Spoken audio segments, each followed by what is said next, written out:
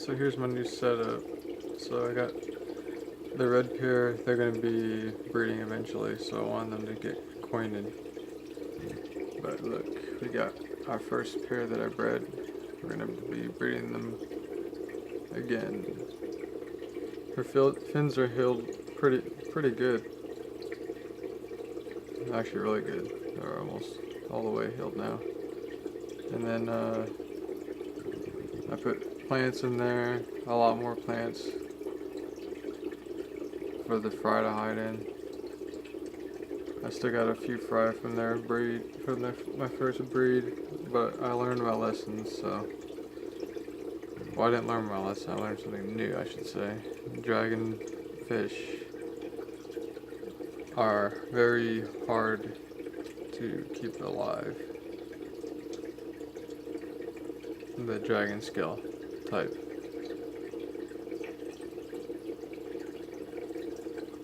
And the male is a little bit smaller than the female, but all that matters is that he's able to wrap around her.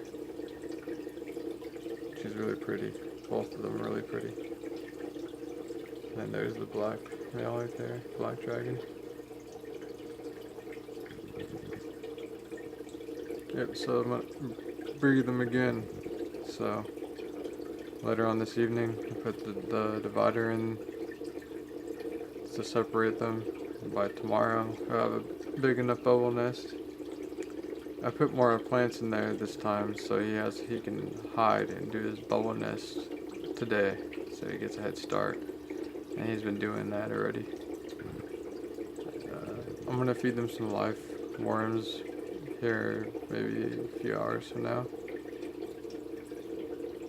and I'll record that hopefully. And this time we know what we're doing, and we know what we're dealing with. So the second spawn will have a lot more babies, a lot more. So I'm prepared this time. Oh, and I have my hatcheries over here. I got a lot of brine shrimp going right now. There's a bunch in this cup here. I don't know if you can see it or not. Probably not.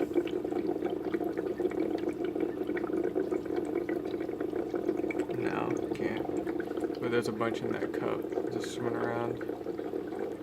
So I'm gonna build another small hatchery and put it in the corner. So it stays around 80 degrees, which is where it needs to be, 80 to 81. So that's good. Yeah, the 2 liter, it didn't work, so it was too tall. So I'm gonna have to do 2 small bottles. And I've been feeding the shrimp first bites. They seem to be eating that, which is good.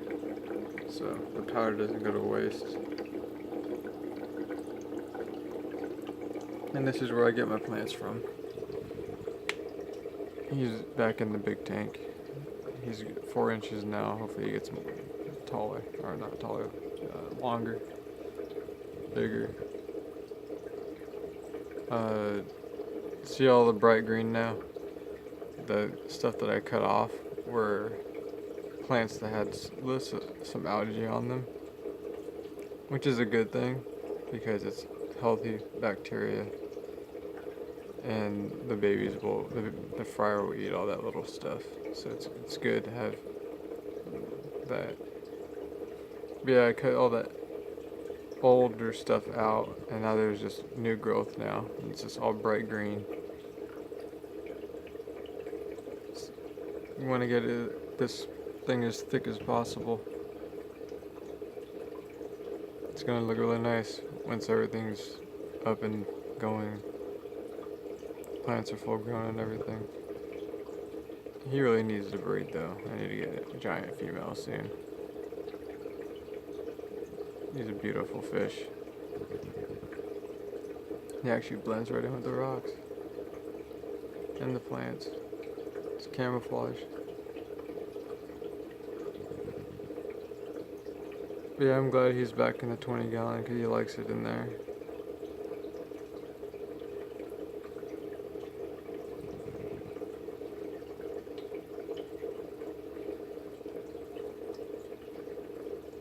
But yeah, that's what's going on now. So I got my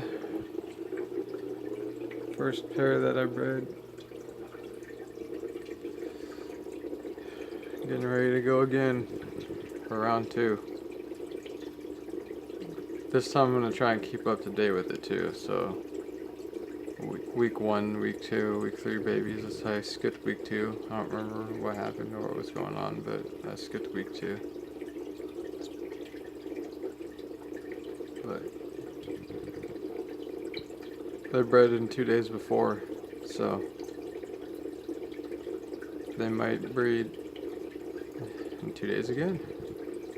So sometime tomorrow. And we all know that she's good at helping with picking up the eggs. And the reason why his water line is higher than hers right now is because before I put her in there, I'm going to clean the bottom of the tank as good as I can before they breed. And then I'm going to lower the water line before it gets to the top of that thermometer, so that some water can evaporate, but not too much. Not evaporate too much, so I'm going to lower it, but not too much lower. But yeah, I like that how thick the plants are. It's more privacy. So he's building a bubble nest faster. And that's also good for the fry to hide in when they're free swimming and stuff like that, like I was saying before. They like it.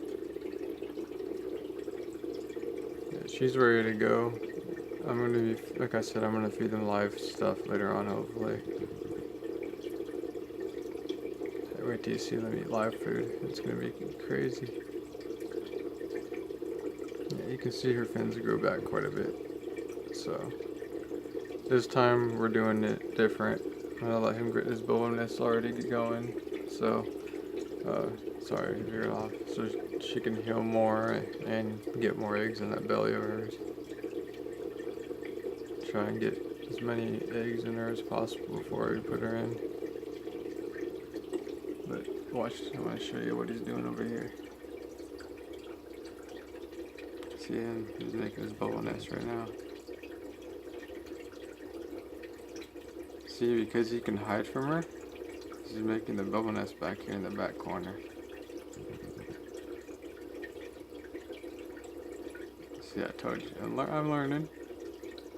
Before I had to block them off in the evenings, but he's already knows what he needs to do, so he's doing it. So who knows? He's going pretty fast. All those bubbles are gonna connect. It's like he's like what's it called? He's gonna connect the dots. I'll start here. This is where the egg will probably be at, but he's gonna expand it to the next spot of bubbles right there. He's gonna connect it all. It's pretty cool. Yeah, this is a smaller tank, so we should have less fry dye. This tank's a lot more easier to manage, and it's a lot smaller, so you'll be able to get good footage of the babies the whole time. So I'm looking forward to that.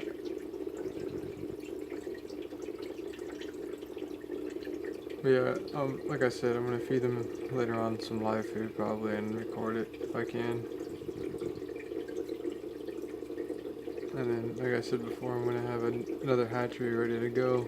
So I got 2 going. I won't start the other one until this one's depleted, so it's good. It's gonna be, we're gonna do it right this time. I got plenty of bar and chip eggs, so.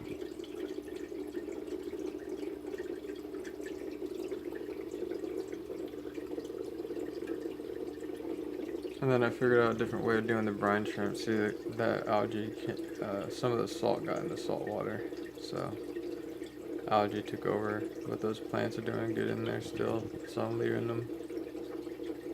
And then you got the females down here. I put plants in their little tank because this is where my giants are gonna breed. my giant beta and his female that I'm gonna get, whichever one I can find. And then these two are getting moved into the 10 gallon. I'm gonna split the 10 gallon in half with a different kind of divider. They're gonna move up. They're moving up to that one, and then the big giant male will move down to this one. I already have plants going in there for them, so yeah, I only have a few left in there, but now I know what I'm doing and what I need to do. I'll get more success this next time. Yeah, I'm looking forward to breeding these two.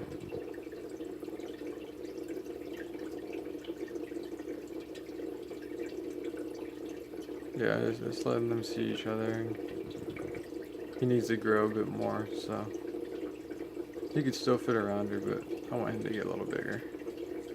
Plus, he's not really making a bubble nest, so it's probably still, I don't know. Maybe he's a little young.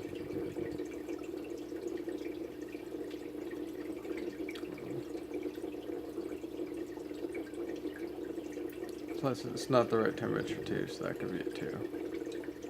But yeah, there's the other males right there, like I said before.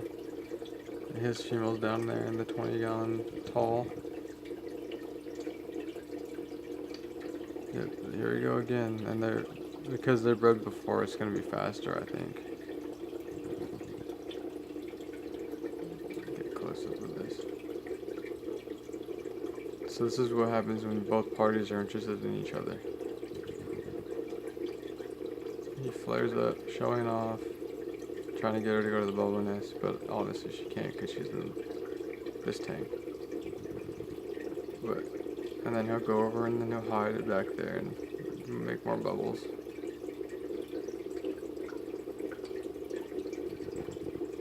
Yeah.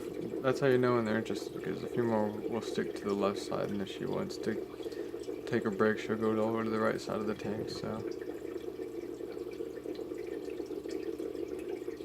We'll be documenting everything. So, we're ready to go again.